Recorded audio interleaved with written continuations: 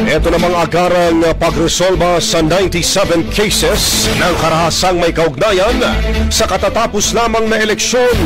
Ipinag-utos na ng PNP Chief Brigada Kath Austria. Ibrigada mo!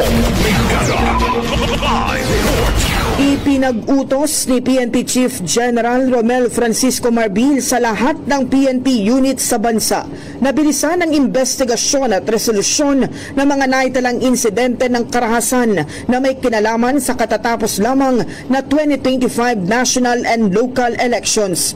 Umabot sa 77 ang validated election-related incidents ang naitala ng PNP sa iba't ibang bahagi ng bansa. Mahigpit na direktiba ni General Marbil sa mga regional at provincial directors na regular na mag-ulat sa progreso ng mga kaso at tiyaking mapapanagot ang mga sangkot sa ilalim ng batas. Bagamat mas mababa ang bilang ng ERIs ngayong taon kumpara sa mga nakaraang halalan, binigang diin ni Marbil na hindi dapat baliwalain kahit isang kaso ng karahasan. Kasabay nito, hinimok ng PNP ang publiko na makipagtulungan sa mga otoridad at agad na magsumbong ng anumang impormasyon na maaaring makatulong sa investigasyon sa pamamagitan ng mga himpilan ng pulisya o sa kanilang official hotline.